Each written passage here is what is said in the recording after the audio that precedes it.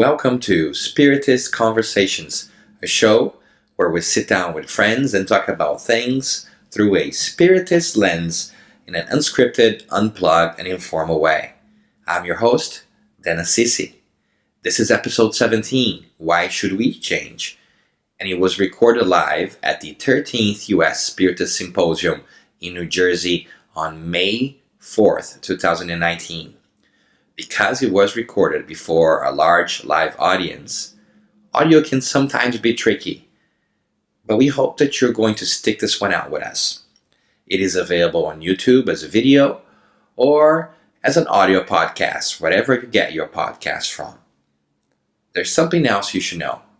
On this episode, you're not going to find our friends Susana Simões and Flavio Zanetti because they spoke earlier at the event, and you can find their talks on the United States Spiritist Federation YouTube channel if you want to check them out, which you should. For this one, instead, we called upon some other friends to help us out. We're going to be joined by Heather Bolek Fonseca from Florida, David Cohen from Montana, Jana Machado, also from Florida, and Leah Gouveia from Maryland. We hope you like it, and we hope you join the conversation as well online through our Facebook page. Here it is. Why Should We Change? Episode 17.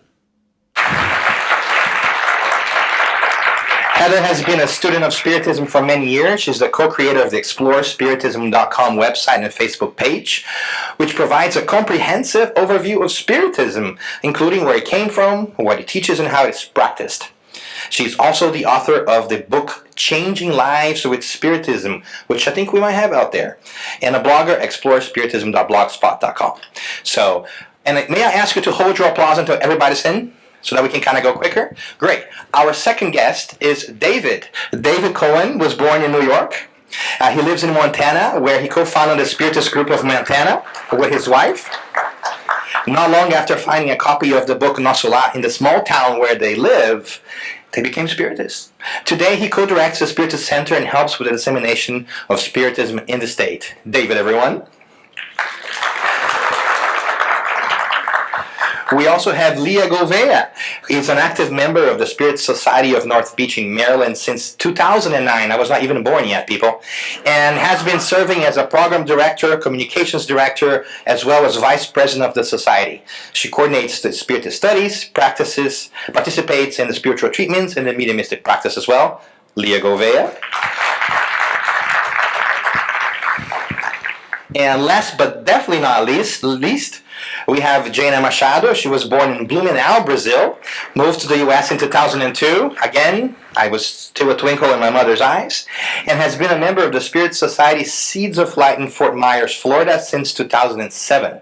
She became a board member of the Spirits Federation of Florida in 2016, and since 2018 is one of the team members of the Children and Youth Department of the Federation.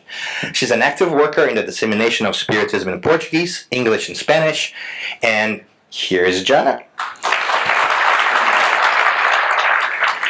And just in case you can't tell who they are, we have a cheat sheet for you. So make sure that you go afterwards, say hello, and get to know these people. All right? All right, so here we go. Why should we change? We need to turn our microphones on. Just flip that switch. Thank you so much for being here.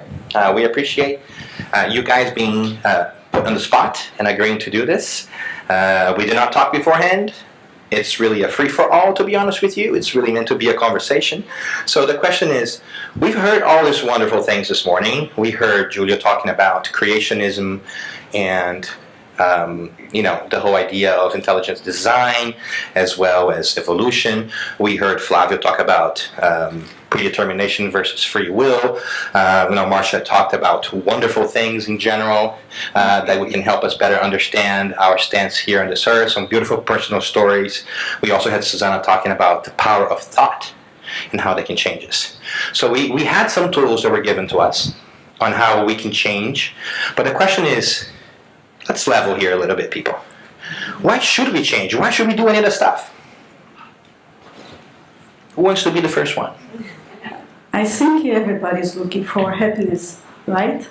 And like we learned this morning here, it's a matter of survival. If we do not adapt, if we do not change, we will not survive. As our planet is changing, we have to change as well. I think it's everybody here agrees that we have to change. The question is, how can we change? Anyone? But do we really have to change?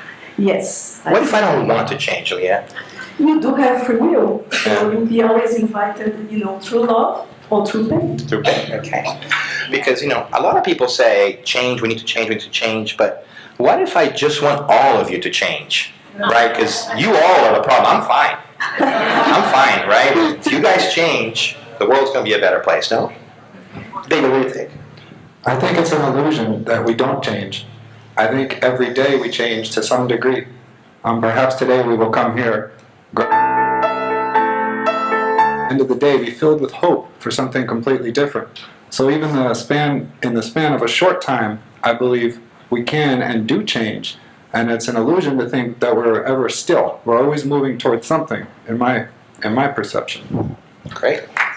Right.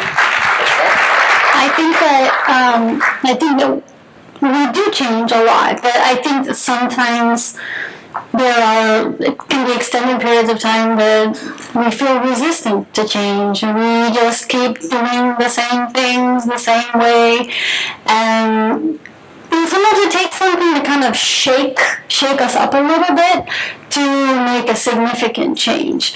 Probably all of you have had something in your life that marks the before and after. So there are like the little gradual changes. So when you look back 10 or 20 years, well, those of us who've lived long enough for that, you look back and you see like, wow, I'm not.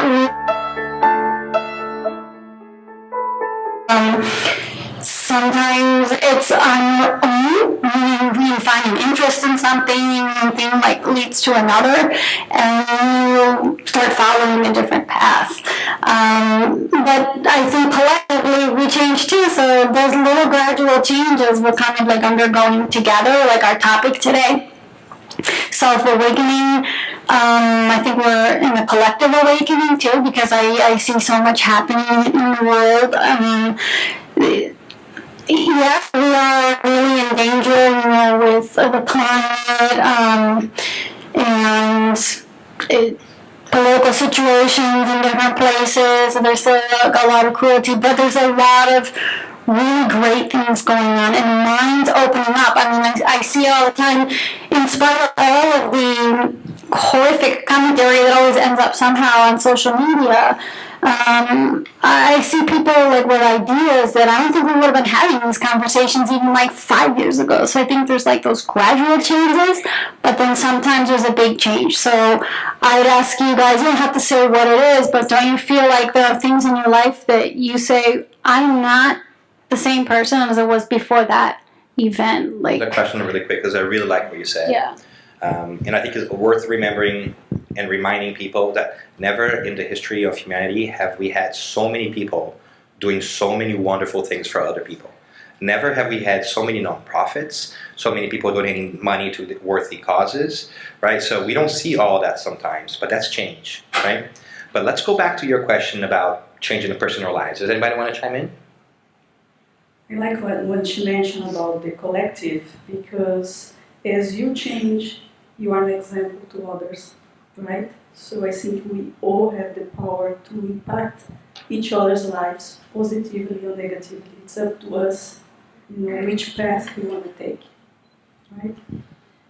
Every day, I guess we encounter, when we wake up, we encounter different problems depending on whether it's financially healthy problems, with the family, coworkers. But there is one thing, every single day we have new opportunities that are coming to us to overcome that difficult situation. Spiritism teaches us to stop at the moment and really quiet our minds, and then a lot of times the answer will come. The problem is, do we want to follow and do what our conscience is telling me? telling We want to us. pay the price. Sometimes we look and say, well, I'm spiritist, I can wait for the next life. But we know that right now, it's the moment. So why wait? And that's the whole purpose of today. It's why wait another incarnation when we have today. The Spirit Jana tells us, pay the price. Pay the price of change, right? Put your discipline, put your effort in, and so forth.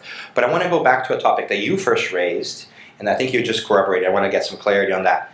Heather, you said that, little gradual change makes big change, right? Mm-hmm. So do you believe that there is a big change that happens all of a sudden, or is it the culmination of a lot of little changes that kind of gather up, right? Because sometimes people feel like there's so much big change that they need to do, they don't know where to start, right? I need to be a better person. Oh my goodness, how do I do that? That's kind of a strong thing.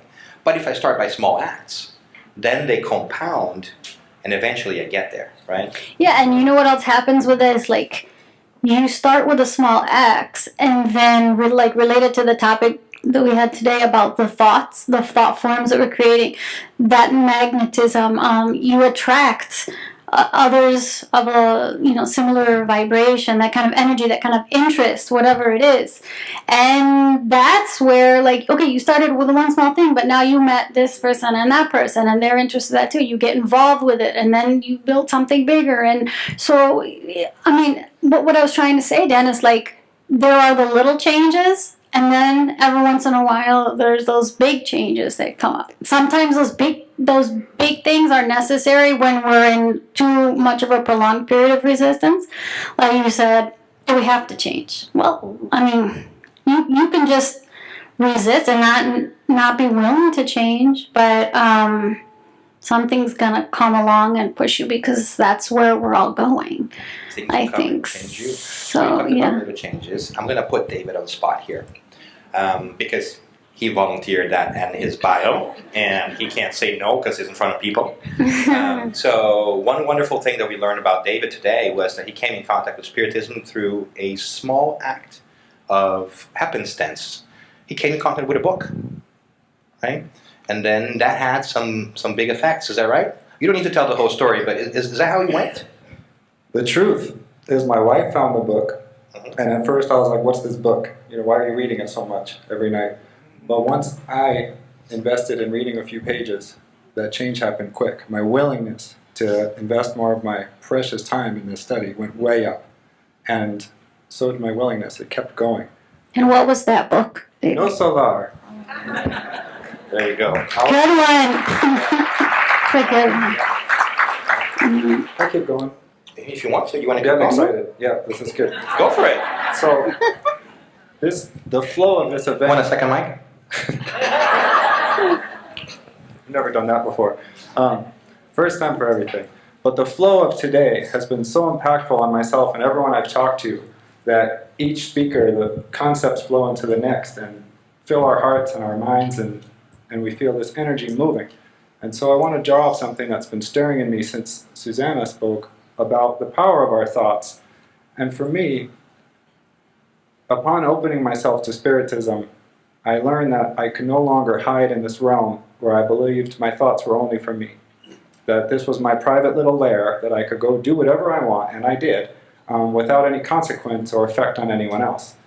Spiritism showed me that was completely 100% false, that every single one of my thoughts affects far more than I'm even currently aware of.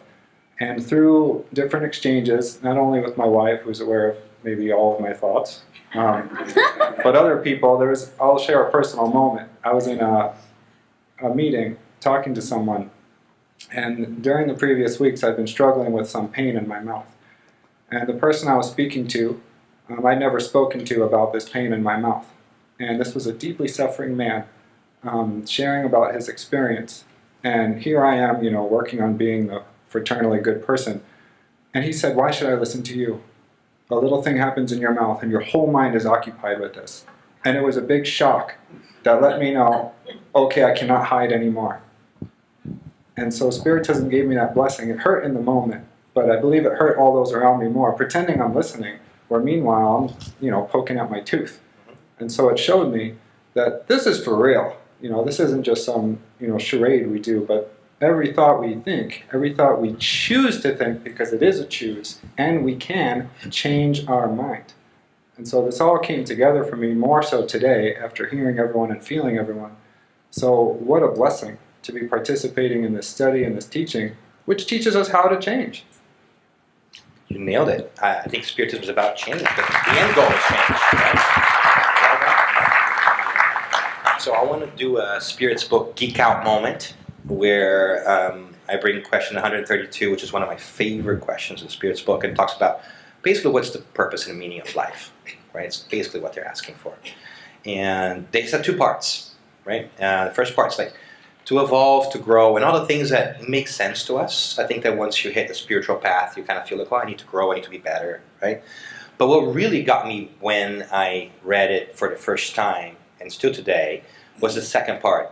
And it goes back and it says, you know, there's like a follow-up, and you also have to play your part in the creation, right? So there is a responsibility, not just with ourselves, but with others. And that was like a slap on my face. And because here I am thinking about, oh, I need to be a better person, I'm going to work on this.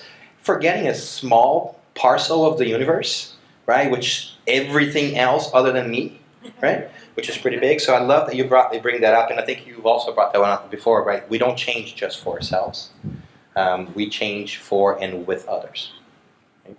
Because ultimately, if we want to change the world, you got to do that, right? Gandhi tells us, be the change we want to see.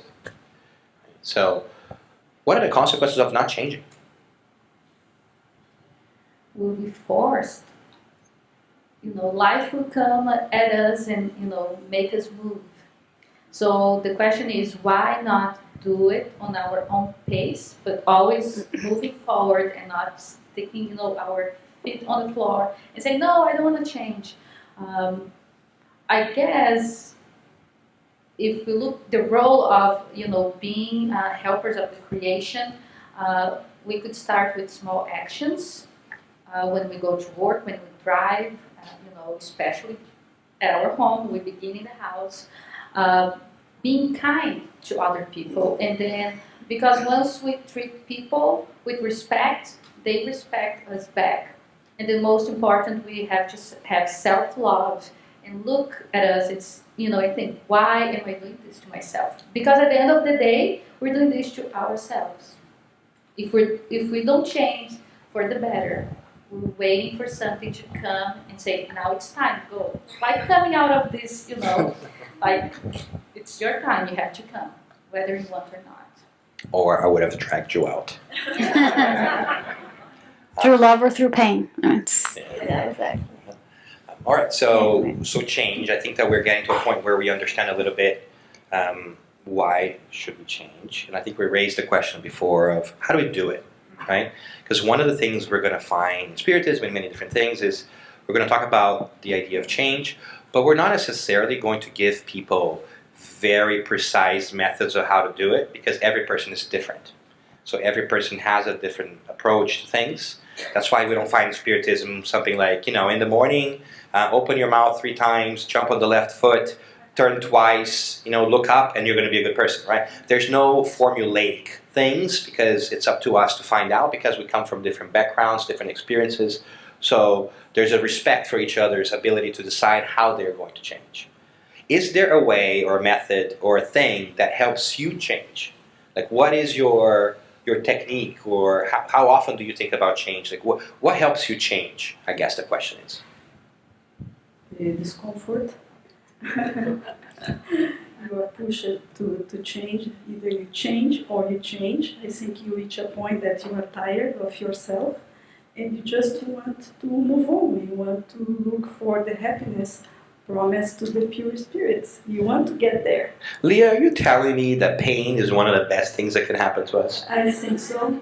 From a spiritual perspective? Yeah, like we were talking about free will, we are always invited through love, but we always prefer to go through pain, right? Because we are stubborn, right? No, we're not. Well, I'm talking about myself here. Just kidding. How about you? How'd you do it? I agree entirely with Leah. And when Julio spoke earlier of learning through love or pain, I was a smoker. So that's how I learn, unfortunately. I wish I could have listened to all the wisdom that comes to me, but maybe I can start that right now. That's right. Absolutely. Yeah. What about you, Heather? Well, aside from those moments where you find yourself in a rut and facing difficulties in life that you really have to change because the pain is too hard, I think there's another aspect, something that often I think drives me to change is like passion. When I find passion about something, one big thing was with Spiritism. I never was a person to be involved in things like speaking and putting myself out there, but I found something that I was so passionate about that I love to help people and their journey with and not just help like because I have all the answers, but like go with them, right? And we learn together and showing them at least because of the way I benefit, maybe they can benefit too, like in the same way. And maybe I see something in a way that they don't, and vice versa. Environmental concerns, for example, always I grew up kind of having that kind of mindset of taking care of the environment. I did a degree in my underdegree about that, and now I see like so much going on, and I felt, and this was a situation of like gradual change. So just trying to reduce our footprint, our impact, but more and more lately, like, and because of just trying to do that purposefully, then you start realizing the beauty of simplicity, the beauty of kind of minimalism or things like that. And I wasn't looking for that, but it made me really, then from there I went to like a next step of just focusing on the simple things in life and combining that with my reflections in Spiritism, like the idea of gratitude, like we heard today, you know, not focusing on what you don't have, but focusing on what you do have. And so those are like little things. Passion about the people I love. So sometimes going through change is driven by not even, you know, your own struggles, but someone that you are that you care about that's struggling, and so you find ways to try to help them and do things better or do things differently, right? So Yeah. I don't know, it's like good. I was thinking. Did you see how that worked? That was great. I just blinked to her and she picked up the mic. It's like magic.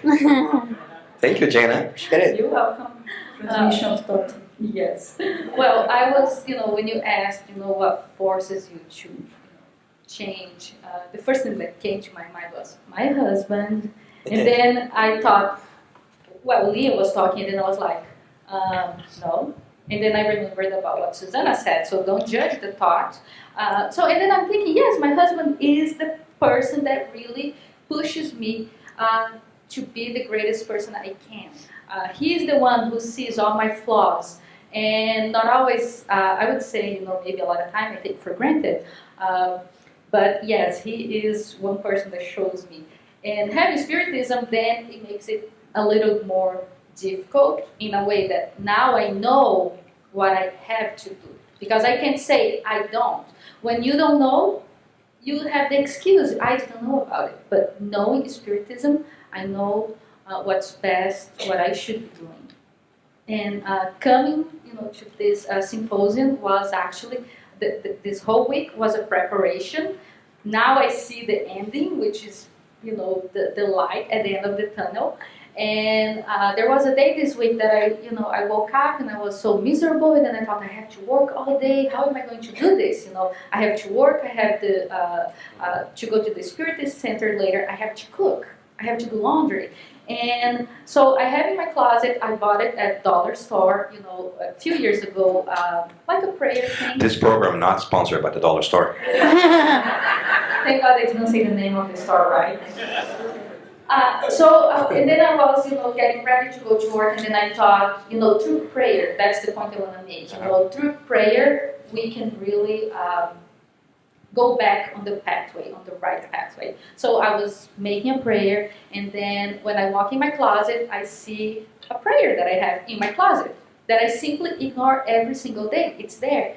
And then, it's the prayer of the serenity, which says, God grant me serenity to accept the things I cannot change, courage to change the things I can, and wisdom to know the difference. So that's why I'm here today, because through that prayer, I was able to, each problem that came for those 3 days, which it's not long, but it's a lot, and I'm here. So through prayer, I would say, tuning in with our guardian angel, they can help us. If we don't know how to get back on track, pray, ask, they will come. That is wonderful advice. You're talking, I was reminded of the great philosopher, the Cheshire Cat from Alice in Wonderland. And he has a great sentence that says, if you don't know where you're going, any road will take you there. Right? So if you don't know what you want to do, then you can do anything, because what's the matter? You don't know where you're going, right? It's funny, but it's serious at the same time. It's pretty profound and deep. And I love what you said, because prayer lets us recalibrate and breathe, right? When we don't know what to do, we may ask for inspiration and wisdom. And that's a heck of a tool, right? Sometimes all we need to know is what we don't want to do too, right? Sometimes we don't know what we want to do, but I know that I don't want to do that. And that's a start, right, as well, right? But let's also talk about something that I think is there, and sometimes we don't touch upon it, but why is it so hard to change? Why is it so scary for us to change? Because David said something that I think is pretty powerful, right? We change every single day and we don't realize it, right? Even from a physical perspective, our cells change every single day. In a period of a month, we do not have the same body that we did before, right? Our body changes every single day, different cells and different everything. So we're changing, but we're the same. But so why is it that it's so hard for us to do new things? What holds us back? I can comment. There can be different things that hold us back. One thing is like you're comfortable, right? Even though you may not, I think someone said this today, like even though you may not like the situation, it's what you know. Like you feel comfortable, and then to change, you have to start doing things differently. You have to, sometimes if it's a dramatic or drastic enough change, you have in your mind, you want to do something, but in the moment when you need to take a different course of action or a different behavior or different way of thinking, it's like the emotions and those our passions or our feelings, they start to like rise, and they kind of like give us some resistance. Another thing that comes to mind about changing is like, not only are you comfortable, but the people around you are comfortable because they know who you are, the way you are. And if you start doing something differently, all of a sudden you're going to get a lot of questions. Then you have to start explaining why all of a sudden you're doing this and you weren't. Or if you're, God forbid, doing something that's different from what the crowd is doing. It's hard. Yeah, I mean, you have to explain yourself all the time.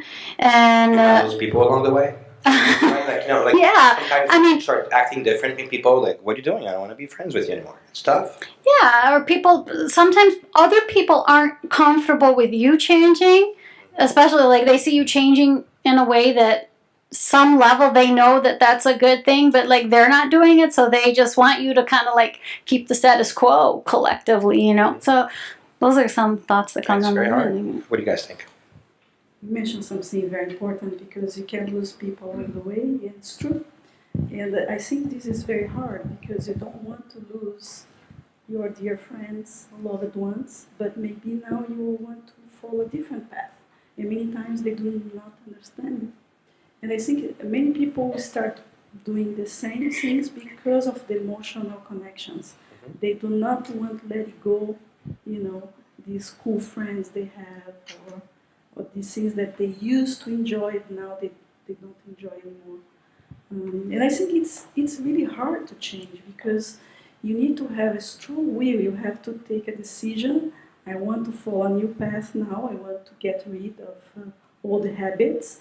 But it requires discipline. It requires self-control. It requires to face your fears. And the unknown. I think a lot of times it's fear of the unknown. If we're going to do something differently, we're going to have to encounter situations like, I don't know about this. I don't know where this is going to take me, where it's going to lead. So And if we want different results, we have to do different things than what we're doing, right? Because if we just do the things we always do and expect different results, that's the definition of madness, right? You can't expect things to change if you keep doing the same stuff, right? But that journey is really hard because oftentimes we have to choose between losing others and losing ourselves, right? Do you sacrifice your desire, your desire to change because you know deep inside you must or you want to, because other people are holding you back, or do you go ahead and risk temporarily losing those people who are around you who may not agree or understand why you're changing?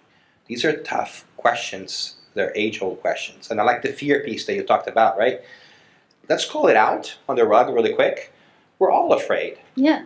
We're all insecure, right? And we all need acceptance and love from others. It's just different degrees for different things. And so we feel sometimes that if we change, maybe those people are not going to like me anymore. And then if they don't like me, maybe I'm not a good person. It's not a logical thought process. It's an emotional one, but it's true. Yeah. We all go through that, right? Or just like you don't want to feel abandoned, right? Who likes being alone forever? Raise your hand. Right? Like, we are gregarious people by nature, right? Yeah. We want each other's love. We need that because we haven't found that in ourselves. And sometimes it's not even that you feel like people will abandon you, but you want them to still just accept you for who you are. You don't, even if they still love you, still want to, the fact that, they don't like that you're doing this or that. I don't know. Yeah. It's just one aspect of change, Yeah. too.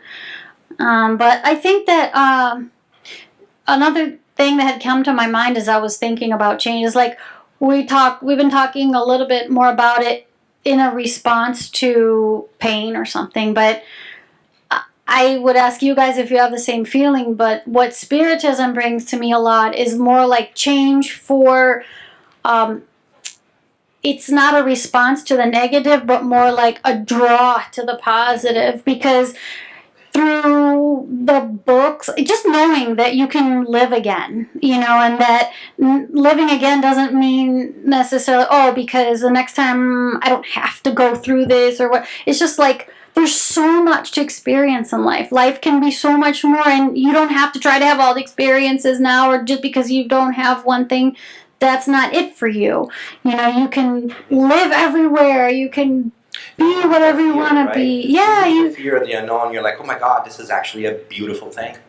Yeah, The you're world like, is a beautiful place. you just want to be part of that. You read about things that our spiritual mentors are doing. I mean, even if you read some books where they describe, like in Leon Denis' books, like the higher worlds, and they sound amazing, but some of that is just like still so distant. But I think more like I read the books and I see all the work that those spiritual mentors do, and I just like admiration, and I think I want to be like them. I want to be doing all those cool things, and I'm not there yet. So you have to put forth the effort. And once you do, it's like you start getting that feedback, like you were saying, right? It feels good, and so you just want all of a sudden it becomes like feedback mechanism. God is so great that it feels good to do good. Yeah. Right? So it's like a reinforcement thing. So there's lots to change. There's lots of different things that we can think about change. We talked a little bit about why should we change. Of course, there's different perspectives, and it's okay for us to think differently. It's okay for you to disagree. But ultimately, it's important that you find your own way of changing if you want to change. It's up to you. If you want to drag your feet, that's fine. We respect that. But eventually, it might behoove you to change, right? So thinking about change and knowing that we're coming up on our time here, I'm going to ask you to just summarize a little bit your parting thoughts on change, and leave us with an inspiration message, or perhaps just tell us what you think is most important or something that we didn't cover. And let's start with you over there, Jana. As you were talking, something came to my mind. What is the name of the book, Libertação in English? Liberation. I was thinking of 20 seconds or less, Jana. Love. Love is the thing that will move us. No matter how bad you think you are, no matter how bad things you have done in the past, love can change.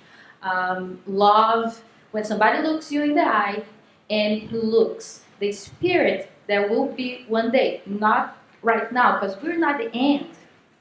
We're living an experience. So when you have a spirit, a person, maybe an elderly lady at the store that gives you a look and that waves the thought, the love.